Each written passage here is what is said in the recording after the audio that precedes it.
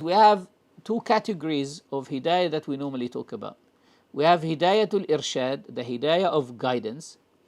That is when someone tells you, when Allah subhanahu wa ta'ala sends a messenger and he tells us what is right and wrong, and he proves to you, or for example, you explain to someone who does not believe in Allah the proofs of the existence of Allah subhanahu wa ta'ala. This is called the Dalalatul Irshād or Hidayatul Irshād. You are guiding this person to what is right by telling them. But there is also Hidayatul Tawfiq, the hidayah of Tawfiq, i.e. Allah creates in the heart of the person or in the will of the person the willingness to accept that receptibility of that you receive that and you act accordingly. You know that this is right, or you know that this is the right way, but acting upon it is a different thing. So Allah subhanahu wa ta'ala is yudillu man yasha. He will not allow whomever He wills to find guidance or to find a way, because that is within His knowledge subhanahu wa ta'ala.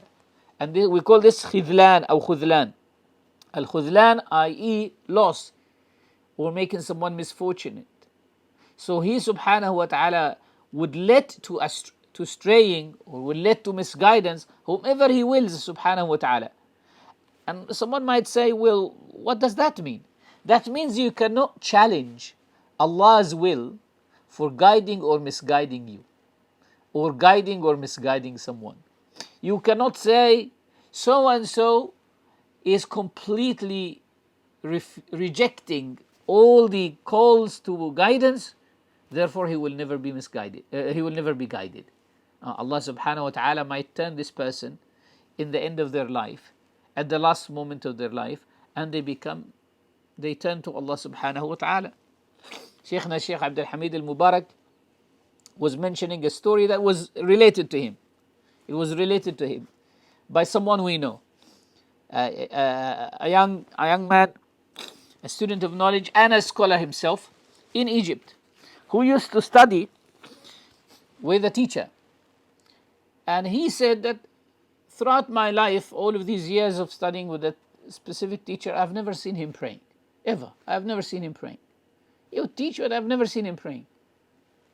And he said, I was embarrassed of asking him, why doesn't he pray? Even though he was a Shaykh. He was a Shaykh. SubhanAllah, he would teach the Sharia, but he doesn't pray.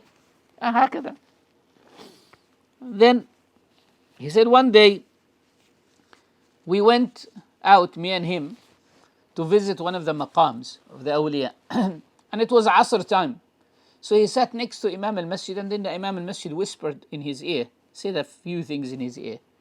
And the man started pulling his hair and slapping his face as if he has lost a dear friend or a family member, and saying, La hawla wa la quwwata illa billah, I lost all my life in nonsense. And then he called that student and he said, get me some water for wudu, I am going to pray. He prayed Asr, and they took him home. After Asr, he prayed Maghrib, and then he became ill, and before Fajr he died. هكذا. That's a story that the Shaykh Abdul Hamid has had. And I heard a story myself from the head of the Tunisian parliament when we were in India many years ago.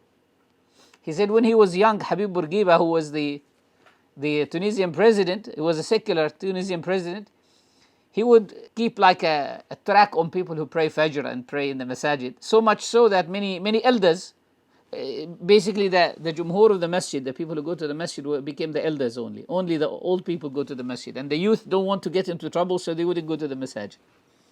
So he said, I was one of the people, I was one of those very few people who pray in the masjid.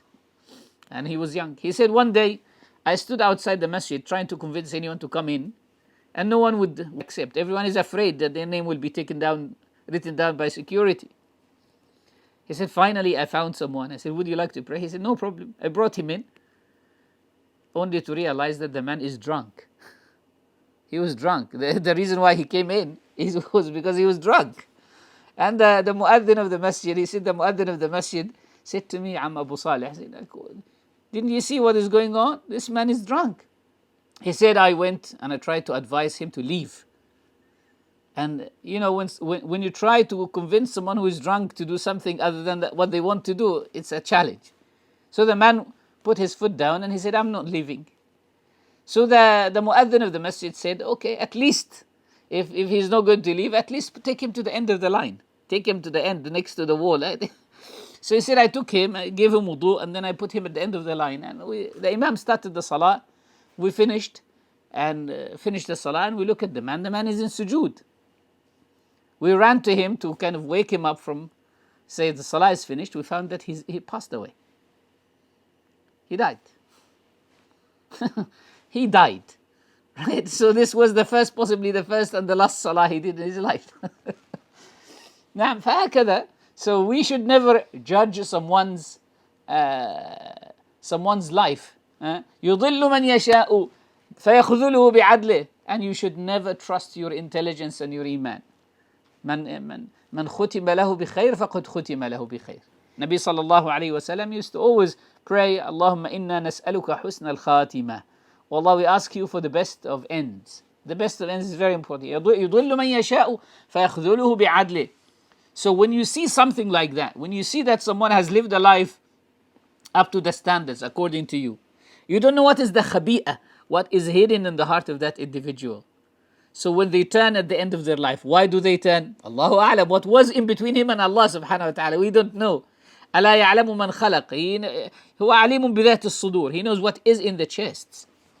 فيضل من يشاء فيخذله بعدله. And that's the absolute justice of Allah subhanahu wa ta'ala. ويهدي من يشاء فيوفقه بفضله. So in finding your way to Allah subhanahu wa ta'ala, don't think that you are able to do that because you're smart or anything like that. It is by the qudra of Allah subhanahu wa ta'ala.